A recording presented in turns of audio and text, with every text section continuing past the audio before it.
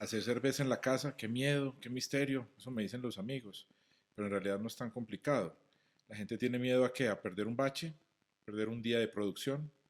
Pues vamos a quitar ese miedo. Voy a explicarles brevemente cómo se hace la cerveza. Host.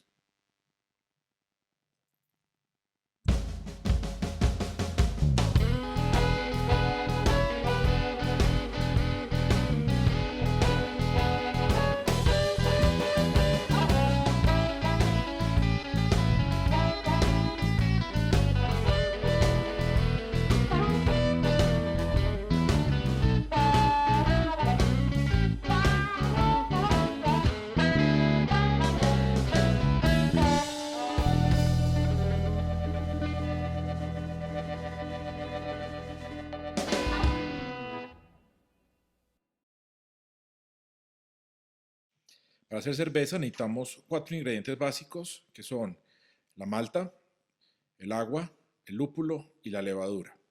Vamos a hablar un poquito sobre la malta. La malta se refiere más que todo al producto final de un proceso. ¿Cuál es este proceso? Es coger cualquier grano. Podemos tener la cebada, que es el grano principal para hacer cerveza. Tenemos también trigo, se puede hacer de avena, se puede hacer de centeno. Incluso en África tenemos sorgo, por ejemplo, cerveza de sorgo. No la he probado, pero debe ser bastante interesante. Entonces, el proceso de malteado, ¿a qué se refiere? Cogemos el grano que tenemos, que en esencia es una semilla, y lo ponemos a que suelte una raíz, o sea, que vaya a tratar de germinar. Y esa germinación se hace bajo condiciones controladas de humedad, de temperatura. Y simplemente dejamos que salga la raíz hasta cierto punto y se detiene ese proceso de germinación. ¿Qué quiere decir? Que ahí mismo se empieza a secar. De hecho, la humedad final de unos granos de estos puede tener apenas 4% de humedad, o sea, quedan bastante secos. Y esto se hace principalmente para lograr que los granos entreguen todo el azúcar mucho más fácil en el proceso de la cocción. El otro ingrediente es el agua, que es muy importante para la elaboración de la cerveza. Se descuida mucho porque simplemente no le paramos bolas, como decimos aquí en Colombia. Pero el agua tiene que estar bien equilibrada, no debe tener ni mucho cloro ni mucho azufre. A veces es necesario filtrarla antes de utilizarla. En Europa, por ejemplo, el agua tiene mucho calcio, entonces es muy alcalina. Por eso valió la pena poner un poquito de atención en clase de química en el colegio. Pero hablaremos de eso más adelante. Que tampoco debe ser muy ácida porque entonces no permite el adecuado funcionamiento de las cosas y de las enzimas de las que vamos a mencionar más adelante. El otro ingrediente es el lúpulo. El lúpulo es una flor de una planta que crece hasta 3 metros de altura.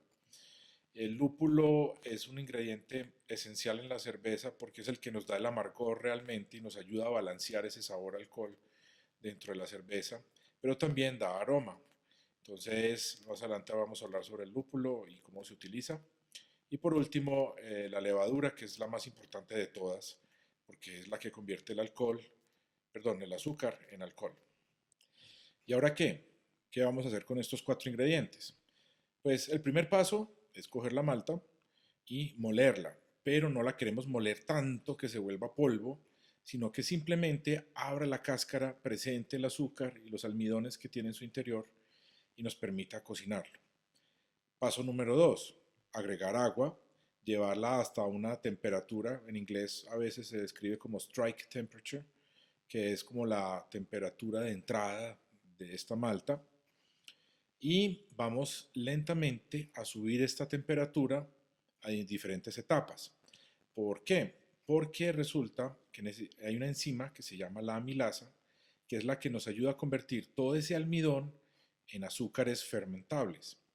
Y de acuerdo a estas etapas de calentamiento del mosto, vamos a tener diferentes perfiles en la cerveza, ya sea más seca, más dulce, con más cuerpo, con menos cuerpo.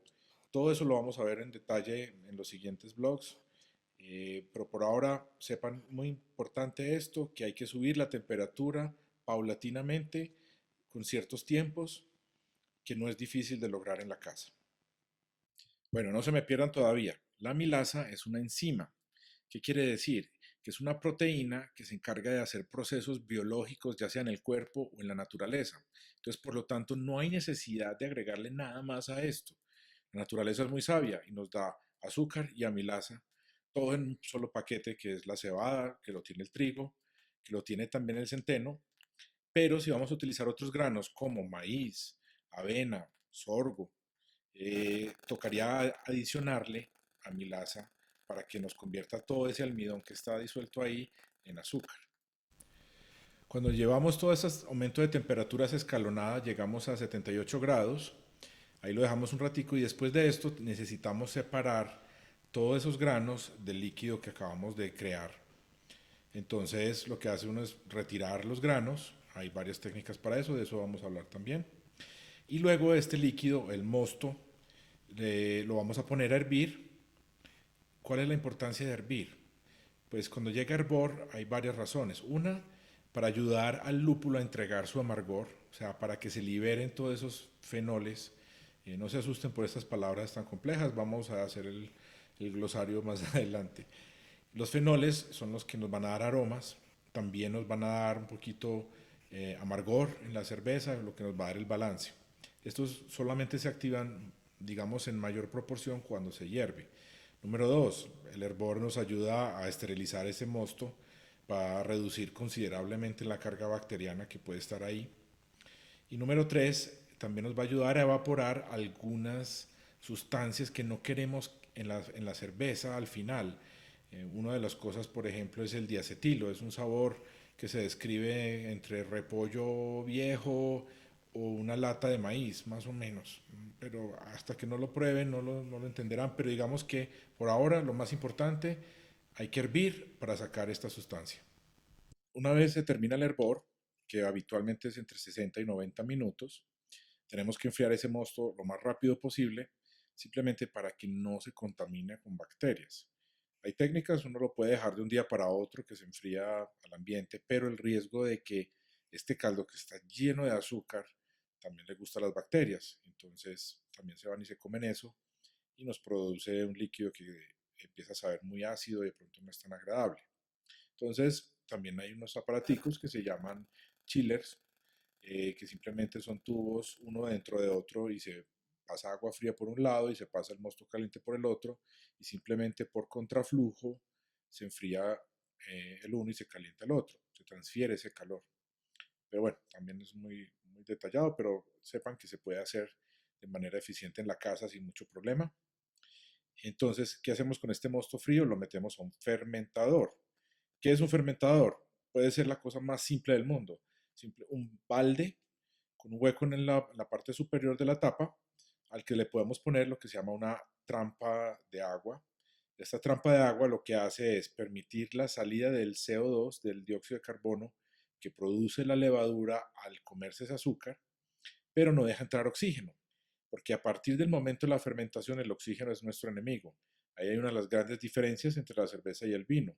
Al vino un poquito de oxidación, o sea, de entrada de oxígeno, mejora su sabor, en cambio con la cerveza no, porque en la cerveza nos va a producir un sabor como metálico, siempre desagradable. Por eso una cerveza que lleva una hora ahí en la mesa, aparte de que está tibiecita, pues que no es tan delicioso, empieza a saber como metálico. Hagan el experimento en sus casas, dejen una cerveza abierta para que entiendan qué es lo que sucede.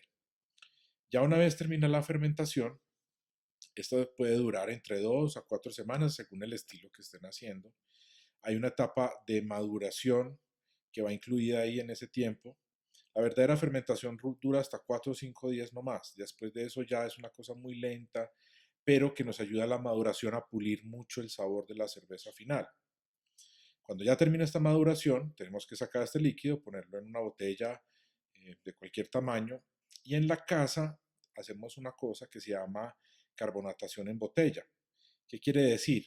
Como no estamos filtrando ni pasteurizando, algo de esa levadura queda viva aún dentro de este líquido y si le agregamos un poquitico de azúcar va a producir nuevamente CO2, pero esta vez como le ponemos una tapa, ese CO2 va a quedar adentro bajo presión y nos va a carbonatar la cerveza. En resumen, hay que tener mucha paciencia para tomarse una cerveza hecha en casa, pero el resultado final es muy agradable. Yo sé que todo esto suena muy complejo, pero en realidad es simple, son esos pasos nomás. Hay que seguirlos estrictamente, hay que tener disciplina para hacer esto, hay que estar vigilando la fermentación, pero es un hobby que realmente apasiona. No le tengan miedo. Los equipos para empezar son muy sencillos, son muy económicos. Vamos a hablar de eso también en otros blogs. Pero lo principal es pierdan el miedo. No importa si el primer bache de ustedes sabe a chicha, a mí también me pasó. Igual se lo toma uno contento. Lo peor que les puede pasar es una indigestión. De ahí no pasa. Eso de que uno se queda ciego y todo eso, eso es más bien con los destilados, que es un poquito más delicado el tema, pero también tiene sus normas y sus cosas de hacer correctamente. Esto es un hobby que tiene muchos niveles, desde el más simple hasta el más complejo.